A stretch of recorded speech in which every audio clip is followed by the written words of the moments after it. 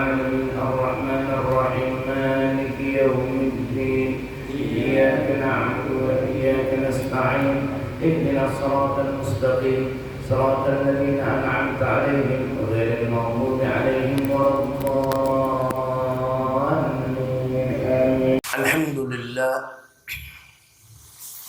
نحمده ونستعين ونستغفره ونعوذ بالله من شرور أنفسنا ومن سيئات أعمالنا من يهده الله فلا مضل له ومن يضلل فلا هادي له وأشهد أن لا إله إلا الله وحده لا شريك له وأشهد أن سيدنا ونبينا محمدا عبده ورسوله اللهم صل وسلم على سيدنا محمد وعلى آل سيدنا محمد.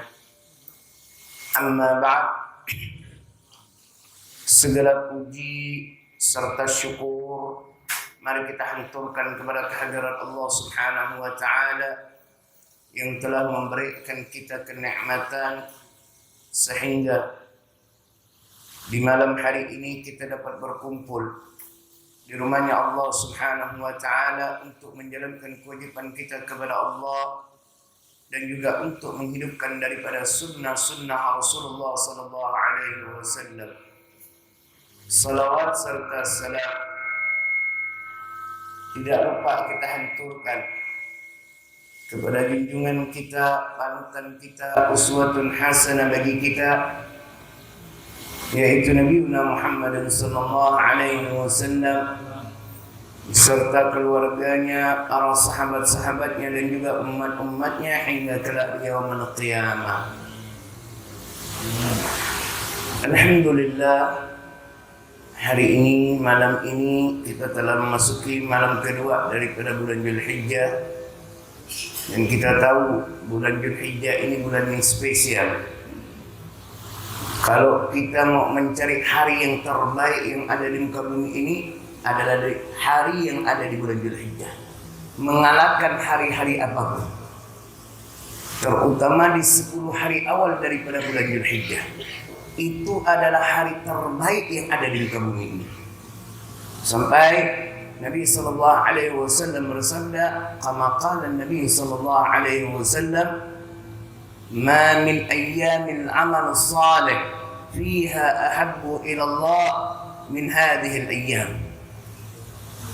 Tidak ada hari yang paling dicintai oleh Allah untuk kita melakukan daripada amal saleh melainkan di hari-hari ini, yaitu di 10 hari awal daripada bulan Dzulhijjah.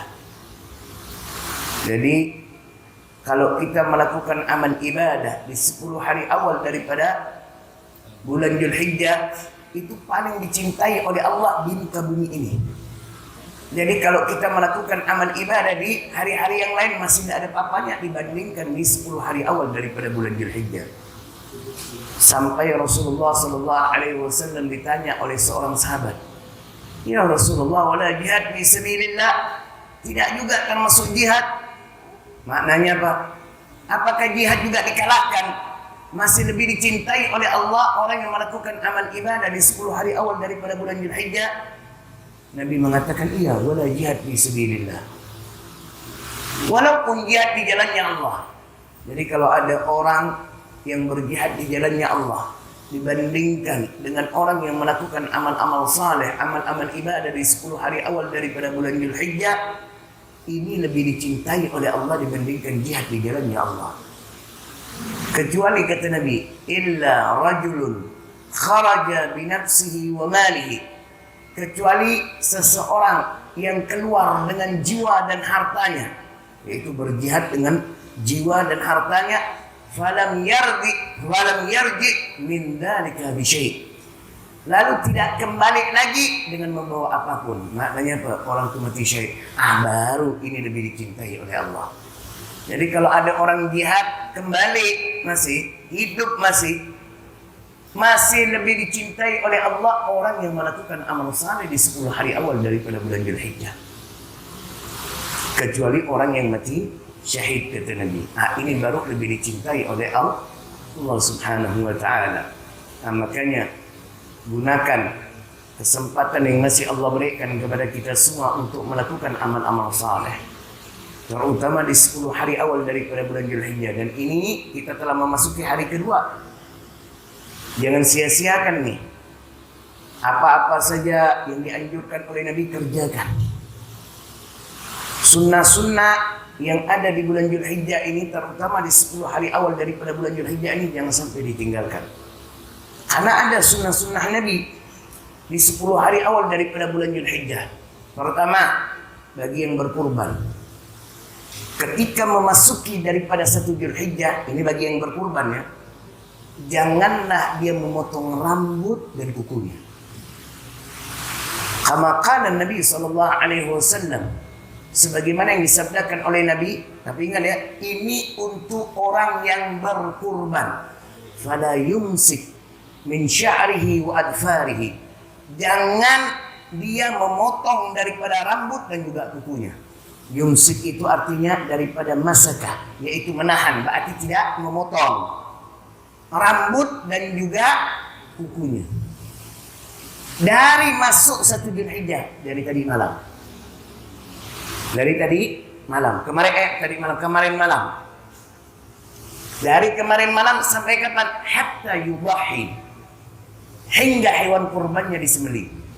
Jadi bukan sampai tanggal 10 Dzulhijjah, tapi sampai hewan kurbannya disembelih. Kita kan waktu diperbolehkan bagi kita untuk menyembelih hewan kurban berapa hari? 4 hari. Sampai kapan? Sampai di tanggal 13 Dzulhijjah sebelum terbenamnya matahari. Ini banyak orang bilang habis asar sudah tak boleh. 13 Dzulhijjah habis asar sudah tak boleh. Saya bilang, selama belum terbenamnya matahari kita menyembelih daripada hewan kurban, sah hewan kurban itu. Misalkan habis asar tanggal 13 Dzulhijjah baru kita mau menyembelih daripada hewan kurban, boleh. Tapi kalau udah terbenam matahari, masuk waktu maghrib, ini udah terlewat daripada waktu diperbolehkan kita untuk menyembelih daripada hewan kurban. Nah, ini kan ada yang menyembelih di tanggal 10, ada yang menyembelih di tanggal 11 Dzulhijjah, ada yang menyembelih di tanggal 12 Dzulhijjah, ada yang menyembelih di tanggal 13 Dzulhijjah. Kalau hewannya sudah disembelih, dianjurkan, baru silakan bagi engkau ingin memotong rambut dan kuku. Tapi kalau belum disembelih, jangan memotong rambut dan kuku. Ingat, ini untuk orang yang berkurban. Yang tidak berkurban, jangan nak begitu. Jangan nak begitu. Ini orang udah ada duitnya. Emang dia masuk dah dalam patungan kurban tuh sapi misalnya. Dari 1 Dzulhijjah jangan potong rambut dan kukunya. Kecuali yang mana rambut itu rontok dengan sendirinya. Misalkan kita pergi bersampo, gugur rambut tuh, nggak ada masalah. Kalau seperti itu, yang nggak boleh sengaja memotong. Pergi ke pangkas rambut, dipotong daripada rambutnya. Kadang godaan itu akan datang ketika mau'id. Orang namanya mau'id rata-rata rapi. Tak mau nih yang berewok menemu lumos gitu. Ada orang, saya kaget, memang jahat dia.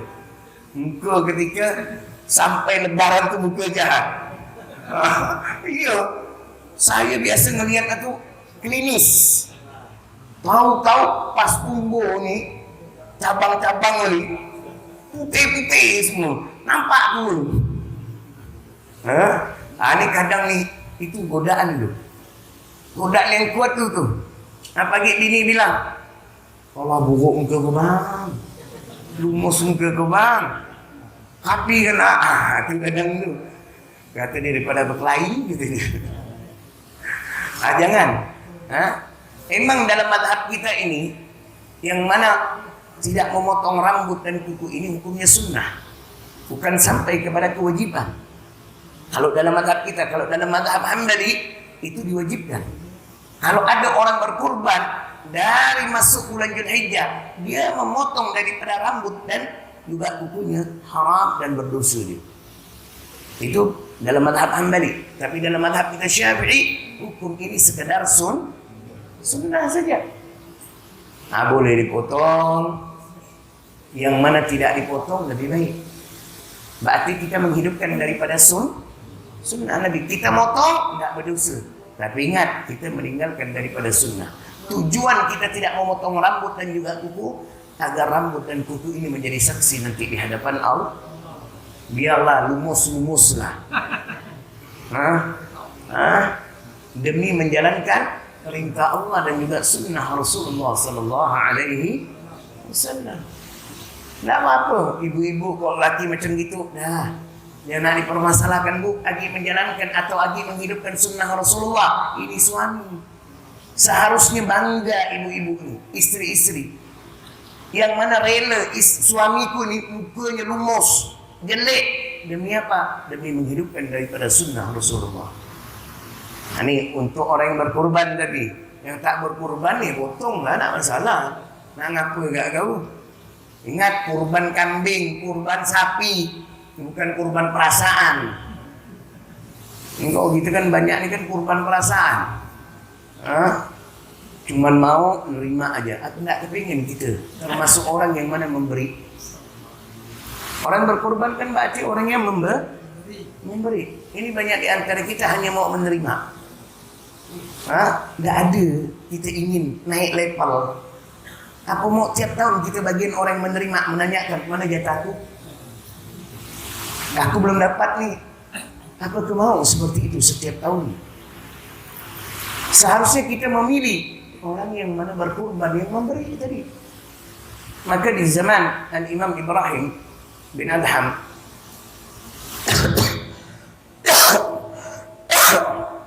ada seorang murid beliau pamitan dengan beliau untuk berangkat berdagang ke suatu negeri. Lalu diizinkan, didoakan oleh Al-Imam Ibrahim bin Adham, lalu berangkatnya orang. Di tengah perjalanan dia dilihatkan oleh Allah suatu peristiwa.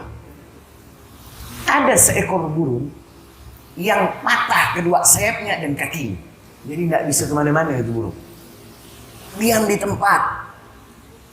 Kalau logika kita kalau macam gini, bagaimana nak cari makan? Tak lama ada kabar di burung mati. Tapi subhanallah, ini murid Imam Ibrahim bin Adham melihat yang mana ada seekor burung yang terbang membawa daripada makanan di mulutnya. Lalu diantarkan di depan mulut daripada burung yang patah daripada sayap dan kedua kakinya. Lalu burung itu makan sampai dia kenyang. Melihat itu, ini murid Imam Ibrahim bin Adham lalu berkata, ya Allah, burung yang tak bisa terbang, tak bisa berjalan, Allah kasih rezeki. Kenapa pula aku ni sampai bekerja-kerja mencari rezeki? Balik dia. Tak jadi dia berdagang. Lalu dilihat oleh Al-Imam Ibrahim bin Adham. Loh, kata kau berangkat berdagang ke suatu negeri. Maka ini murid menceritakan kejadian itu kepada Al-Imam Ibrahim bin Adham. Tapi lihat apa jawaban daripada Al-Imam Ibrahim bin Adham ketika mendengar peristiwa yang diceritakan oleh muridnya ini. Kata Imam Ibrahim bin Adham, sungguh hinanya dirimu lebih memilih daripada hewan atau burung yang menerima daripada makanan. Apakah engkau tidak ingin menjadi burung yang membawa daripada makanan itu? Tuh. Maka jangan nak kepingin rezeki udah diatur. Alhamdulillah aku dikasih sana sini. Ya Allah, hinanya diri tu. Dapat rezeki dari apa? Pemberian orang. Tak kepingin kau jadi hamba Allah yang memberi. Macam kita. Yang mana cuma mau nanya menerima daging kurban. Yang mana kadang tamak, apalagi kalau udah jadi panitia. Maka kalau misi-misi itu, kalau panitia itu jangan nak ramai-ramai. Kalau ramai-ramai banyak hilang dagingnya. Kadang bukan orang lain. Kadang bukan orang lain. Tahu-tahu hilang sepaha.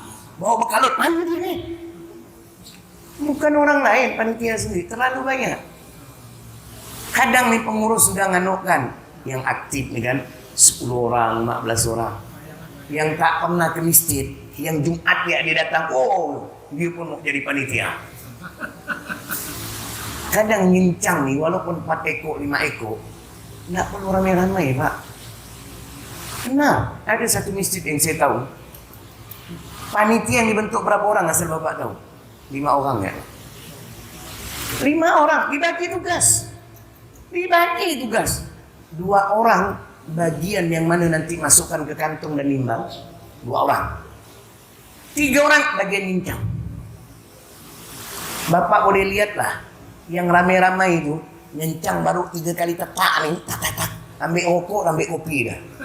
Sebatang lo gitu dia. Kerja tak sebuat apa, banyak santainya, banyak ngomong kadang. Hah? Nyencang daging tu kadang 1 jam 2 jam kelar Pak. Benar. Kalau kerja benar-benar. Tapi ini kan banyak tidak kerja benar-benar. Akhirat tu nanti dimasukkan kantong, dia mulai nepikan 5-6 kantong. Haram hukumnya. Haram hukumnya panitia seperti itu. Berarti kau makan daging subhat. Yang mana boleh kau ambil sekedarnya saja. Sesuai daripada pengurus masjid. Bagi panitia 2 kantong itu aja kau ambil. Jangan tamak. Ini kadang kita memiliki sifat tamak ini. 2 kantong kurang, aku udah kerja nih. Berarti kau mau minta diupah. Minta diupah. Na'udzubillah min dzalik. Namanya kurban nih, panitia kurban. Ini kerja bakti. Ini kerja bakti, tak ada upah. Kau dapat daripada daging kurban, itu rezeki, alhamdulillah. Terima. Jangan nak tamak. Ini kadang, hilang 3 kantong. Tak lama hilang dia rupa dalam baju, dah dikemaskan. Sengaja dia pakai gamis tebal yang lebor-lebor tu. Dia tak nampak, na'udzubillah min dzalik. Hati-hati ni. Maka kalau masjid kau sebanyak-banyak panitia. Paling banyak 10 orang ya, kau bisa. Kau sebanyak-banyak, lihatlah yang banyak-banyak tak ada kerja. Benar, tak ada kerja benar-benar. Ada yang kerja tu, ya Allah, misalkan 15-20 orang, paling 10 orang yang kerja. Benar-benar. Yang lain nih banyak ngomongnya, banyak nunjuk tangannya.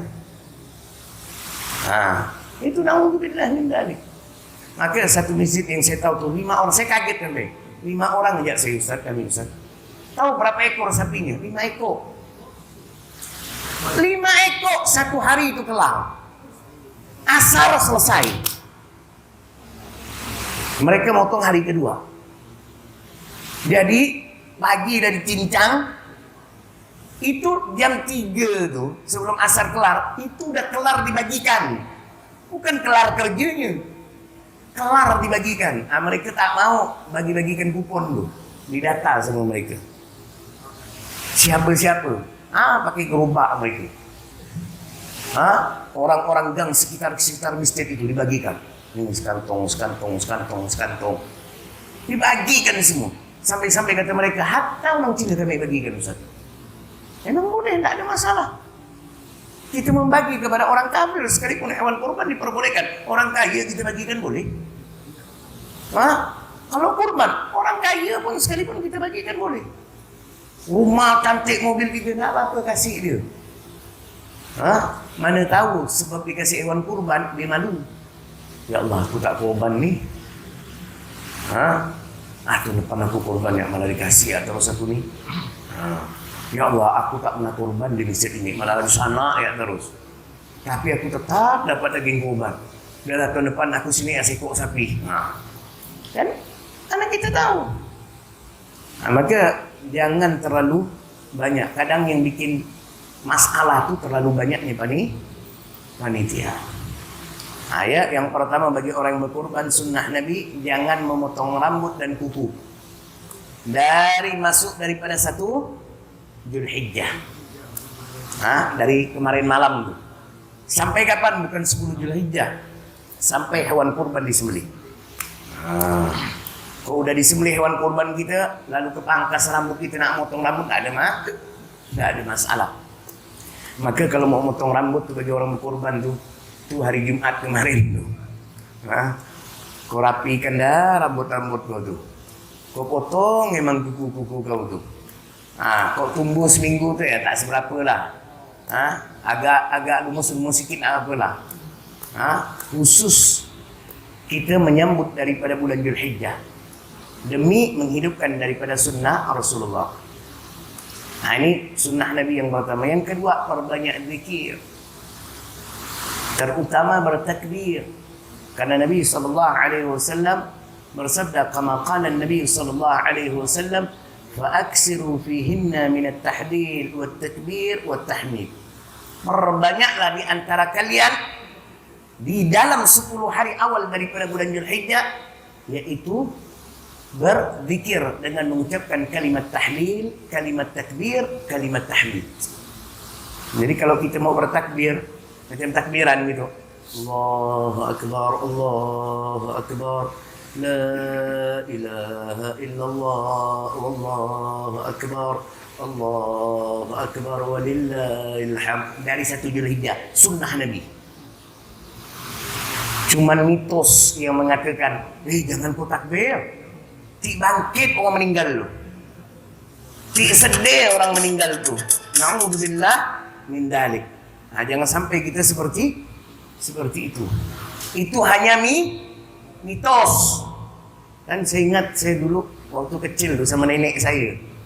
Kita anak kecil ni kan, kalau nak dekat lebaran ni, dah sering dah suara-suara takbir dengar kan. Kita pun bertakbir, orang tua itu marah.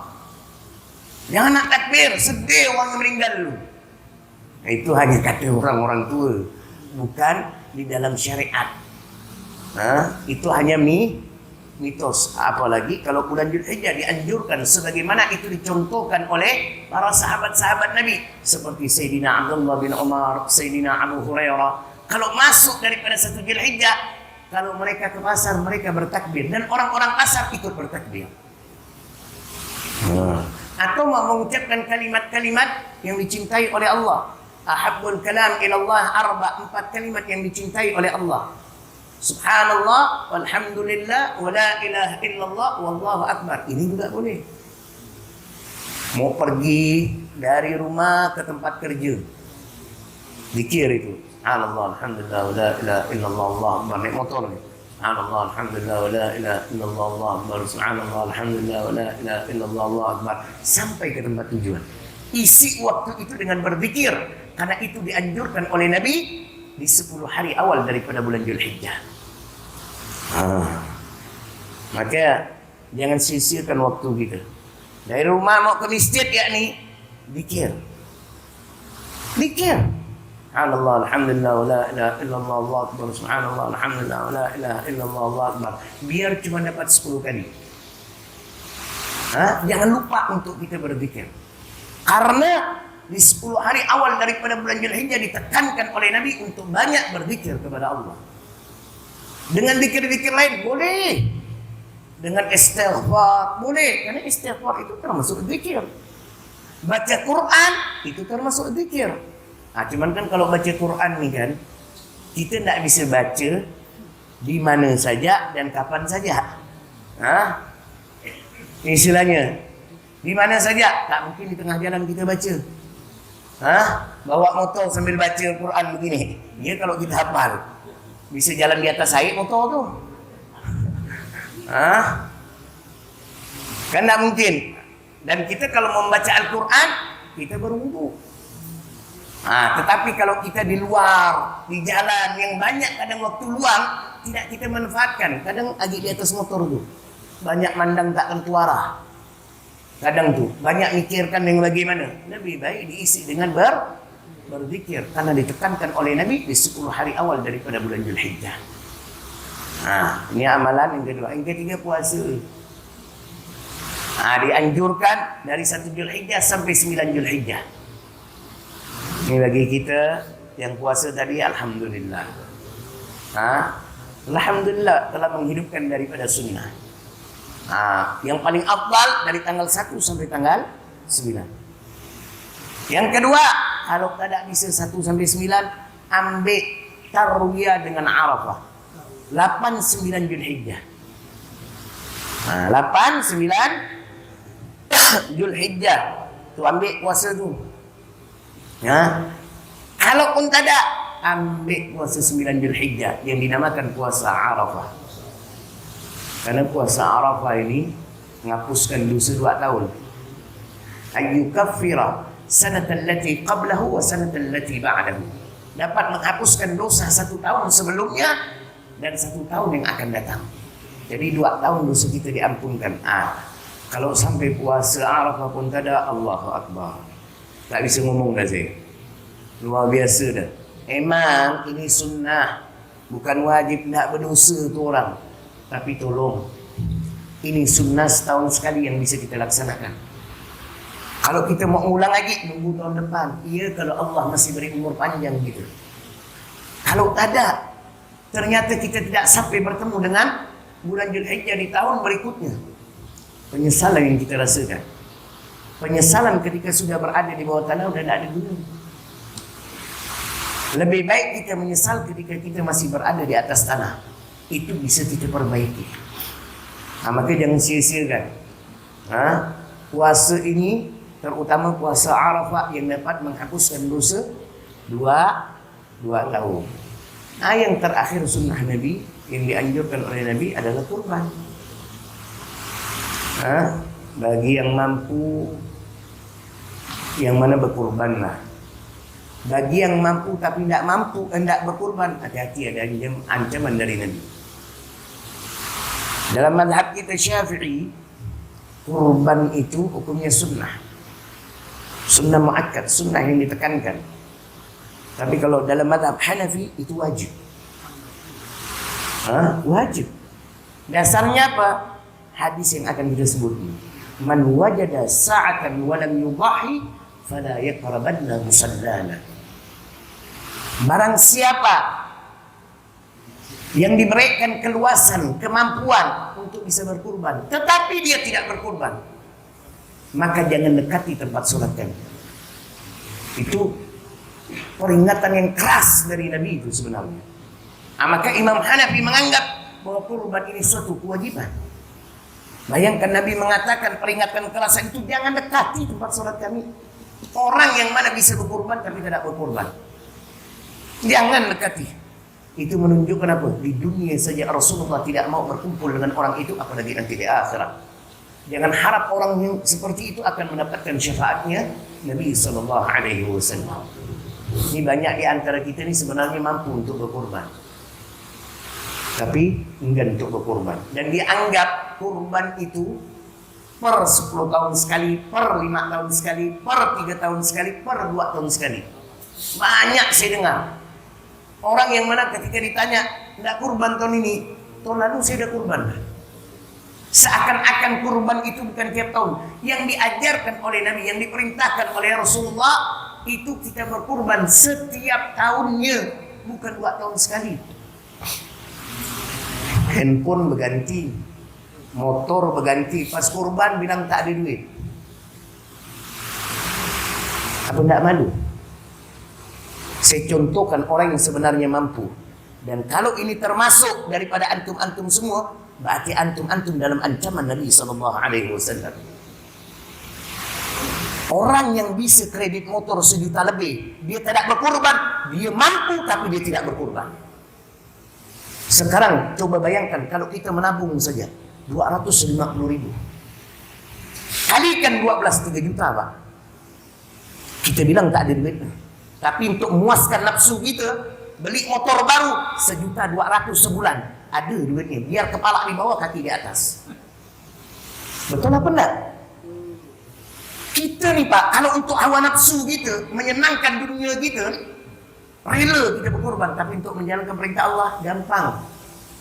Sunnah agak bukan wajib. Allah Ghafurur Rahim, Allah Maha Pengampun. Dia lupa Allah itu Al-Muntaqim, yang Maha Menyiksa. Itu perlu diingat juga. Allah itu Maha Menyiksa juga. Yang kita ingat, Allah itu Maha Pengampun. Ingat, Nabi sudah memberikan peringatan keras. Orang yang mampu tapi tidak berkurban, jangan dekat di tempat sholat kami. Sama kau, kata Nabi. Mau kita termasuk daripada umat Nabi yang seperti itu? Tegas sebenarnya Nabi memberikan ancaman itu kepada kita. Maka kita ni sebenarnya banyak mampu. Coba renungkan. Sekarang saya mau tanya Bapak. Orang kredit motor 1.200.000 setiap bulannya. Lalu dia tak korban. Ini orang mampu tidak berkorban, apa emang tak mampu dia tak berkorban? Coba Bapak jawab. Orang mampu tapi tak mau berkorban. Untuk kredit motor aja bisa. Tapi setiap tahun tak pernah berkorban. Ini na'udzubillah min dzalik. Macam haji. Kalau kau nak nunggu duit gelebuk, kau terkumpul langsung 50 juta, kau berangkat, mimpi kau. Kau lihat orang-orang tu, tukang sayur, petani, mereka mengumpulkan uang tu sedikit demi sedikit sampai terkumpul baru berangkat. Kita nak nunggu ada duit lebih. Kalau kita ni memang berniat untuk berkorban, kita sisihkan setiap bulannya. Dari gaji kita 250 tepikan. Tiap bulan 250, 12 bulan dah 3 juta. Bisa patungan sapi seekor. Seorang 3 juta, kali 7 21 juta. Kan kadang sapi itu kurban itu kan ada kelas-kelasnya. Yang patungan 21 juta, yang patungan 3 juta itu kan 21 juta, yang patungan 3 juta setengah, yang patungan 4 juta. Nah, biasa itu 3 kelas nih. Nah, tinggal orang tuh mau pilih yang mana. Nah, 21 juta, 3 juta, 250.000 Pak Bu. Kita sisihkan rezeki kita untuk Allah. Ingat yang memberikan kita rezeki ini siapa? Allah. Ketika kita berkorban, kita kembalikan kepada Allah. Kurban ini yang mana kita lagi mengabdi kepada Allah. Apa yang kita berikan sesuatu yang terbaik apa enggak? Macam kita kalau memberi orang, nih contoh aja nih, misalkan di mangkuk nih kan, kita antar ke tetangga kita, antar ke tetangga. Apa yang kita antar? Misalkan kek bau, lalu tetangga kita membalas. Apa dibalas? Kebing. Kita ngelihat apa perasaan kita? Logika ya, kiasan seperti ini aja. Apa perasaan kita? Masih nyeletuk gitu. Kek aku kasih ini, kebing dibalas.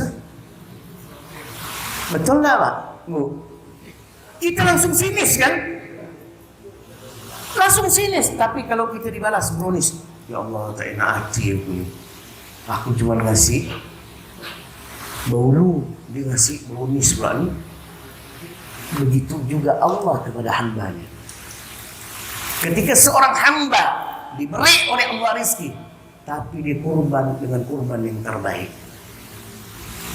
Banyak di antara kita ini kurban enggak, tapi nak kurban yang terbaik. Duit dalam rekening nih 40 juta, 100 juta lebih di rekening. Pilih kurban yang 3 juta. Padahal dia bisa milih kurban yang 4 juta, 5 juta per orang. Tapi enggan. Kalau ditanya sah apa enggak sah, cukup syarat. Tapi enggak malu kau sama Allah. Allah udah ngasih kau lebih. Tapi yang kau balas, yang kau berikan kepada Allah ala kadarnya. Bagaimana rezeki kita akan diberkahi oleh Allah. Lihat, tarik sapi, tuh harga 21 mau gemuk yang tinggi besar. Mimpi lah. Kalau mau tinggi besar, patungannya harus besar. Sesuai dengan kemampuan. Islam itu tidak pernah memberatkan, Pak. Yang dipikir Islam memberatkan, memaksakan enggak. Kalau kita cuma mampu 3 juta, Pak, keluarkan 3 juta, enggak laku. Dibandingkan ada orang yang keluar 4 juta di berkorban, seakan-akan lebih besar dibandingkan kita kan. Tapi sebenarnya mampu sampai 5 juta, 6 juta. Tapi dia milih 4 juta. Lebih baik orang yang mana mengeluarkan kurbannya 3 juta, tetapi sesuai dengan kemampuannya itu. Kita kan tidak. Berkurban tidak sesuai dengan kemampuan kita. Udah diberikan rezeki yang banyak, bayangkan tabungan 40 juta, 100 juta lebih di dalam rekeningnya nih. Kurbannya 3 juta, nak malu kepada sama Allah. Beli kambingnya 3 juta setengah, nggak malu kepada sama Allah. Coba kau beli yang 7-8 juta kambing itu. Rezeki kau dalam rekening ini 40 juta, kau ambil 7 juta, masih sisa 43 juta. Lebih Allah berikan nih. Kau berikan yang terbaik untuk Allah. Allah akan tambah daripada rezeki kau. Bukan hanya ditambah, diberkahi rezeki itu. Kalau rezeki itu diberkahi, akan menambah kebaikan untuk kita. Karena makna al-barakah ziyadatul khair, bertambahnya kebaikan. Jadi kalau umur berkah, umurnya nambah kebaikan untuk dia.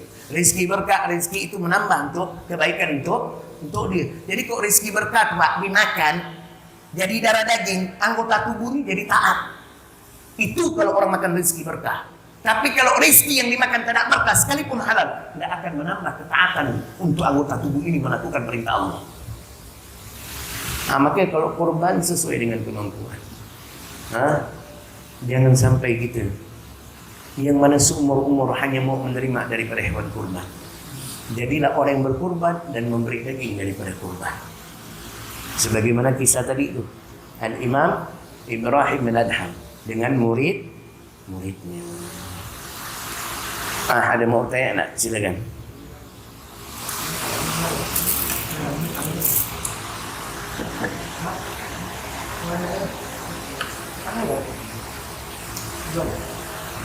Pak, yang mau bertanya.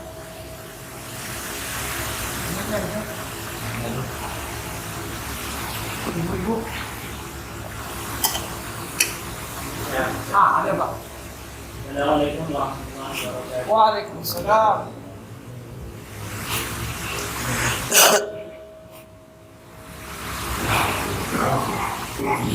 Assalamualaikum warahmatullahi wabarakatuh. Waalaikumsalam. Perihal sunnah bertakbir, Ustaz, ya. Jadi selama ini saya melihat di komen-komen YouTube itu untuk takbir Idul Adha dan Idul Fitri itu lafaznya itu berbeda. Ya. Jadi kalau takbir Idul Fitri itu kan ada tambahan Allah Akbar, Allah Akbar, Allah Akbar, walillahil hamd, Allah Akbar, kabira, alhamdulillah, kabira, dan seterusnya ya Ustaz. Kalau Idul Adha kan murni hanya takbir aja Ustaz ya. Jadi kalau selama ini kami mengamalkan itu tidak ada perbedaan antara Idul Adha dan Idul Fitri, sama aja gitu ya. Nah itu kira-kira kesunahannya masuk tidak? Assalamualaikum warahmatullahi wabarakatuh. Waalaikumsalam warahmatullahi wabarakatuh. Masuk kesunahannya. Walaupun kita membaca daripada takbir daripada Idul Fitri kepada Idul Adha. Letak perbedaan itu hanya waktu saja sebenarnya.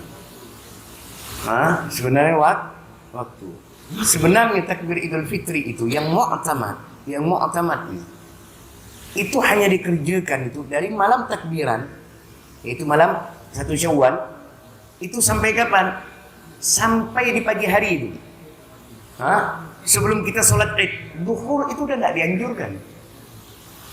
Duhur itu tidak dianjurkan. Itu pendapat mu'tamad.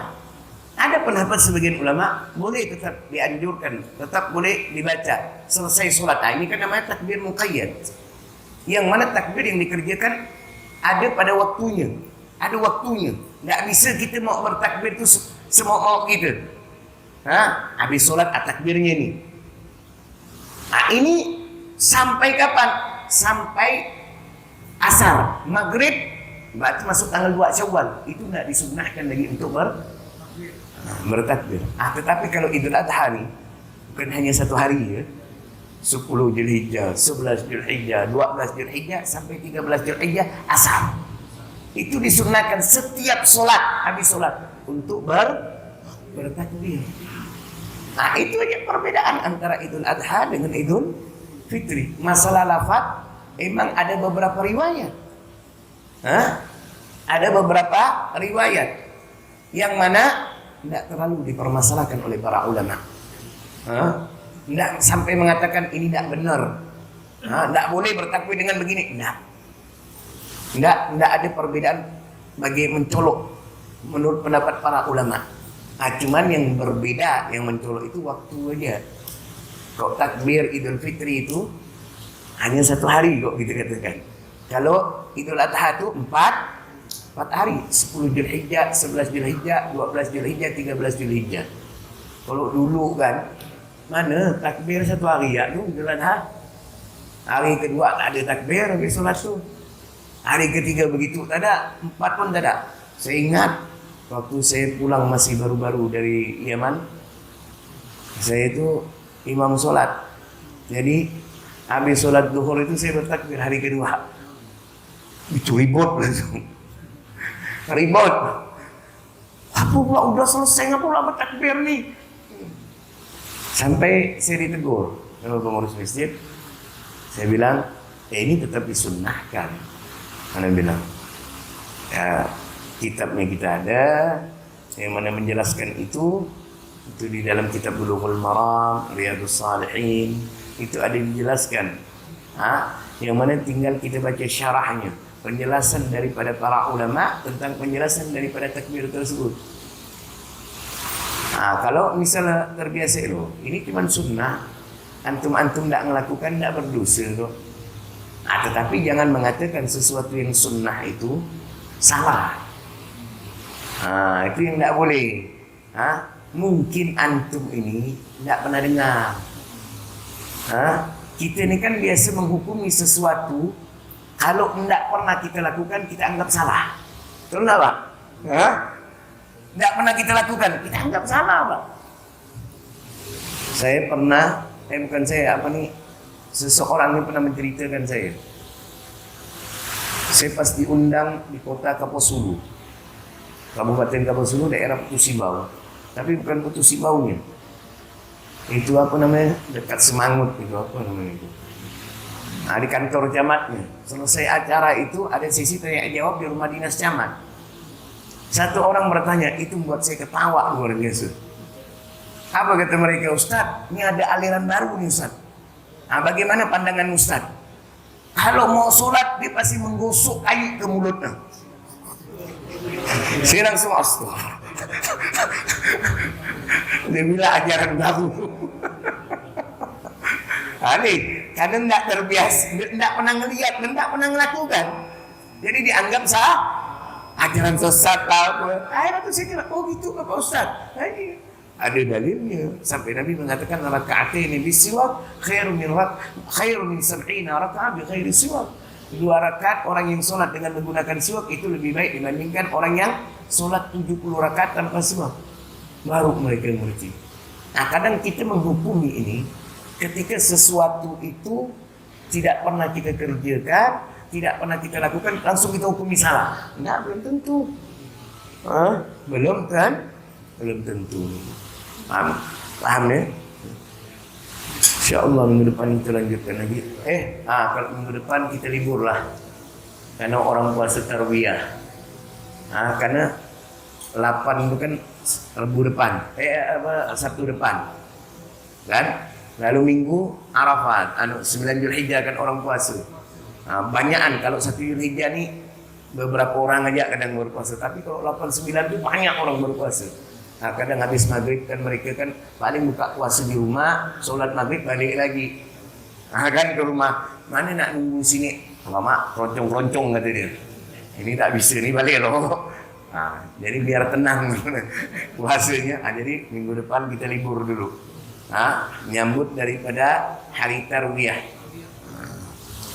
Semoga apa yang kita kaji di malam hari ini kita mendapatkan ilmu yang barakah, ilmu yang bermanfaat, ilmu yang bisa menambah ketaatan kita kepada Allah, ilmu yang bisa menambah kesempurnaan amal ibadah kita, ilmu yang bisa menambah rasa takut dan juga cinta kita kepada Allah dan juga kepada Rasulullah sallallahu alaihi wasallam. Dan semoga perkumpulan kita di malam hari ini menjadi wasilah bagi kita, perantara bagi kita untuk mendapatkan syafaatnya Rasulullah sallallahu alaihi wasallam kelak di yaumul qiyamah. Dan semoga kita semua selalu diberikan kesehatan oleh Allah, diberikan umur yang panjang dalam ketaatan kepada Allah Subhanahu wa taala, dan semoga segala urusan dunia dan akhirat kita dimudahkan oleh Allah Allah, dan semoga rezeki kita dilancarkan oleh Allah dengan rezeki yang halal dan juga barakah, dan semoga anak-anak kita dijadikan anak-anak yang saleh dan juga salihah, dan semoga segala bentuk amal ibadah kita diterima oleh Allah, dan semoga dosa-dosa kita diampunkan oleh Allah, dan semoga kita semua diwafatkan oleh Allah Subhanahu wa taala dalam keadaan husnul khatimah. Kalimat terakhir yang kita ucapkan ketika kita meninggalkan dunia adalah la ilaha illallah Muhammadur Rasulullah sallallahu alaihi wasallam. Subhanakallahumma wa bihamdika wa asyhadu an la ilaha illa anta wa astaghfiruka wa atubu ilaik.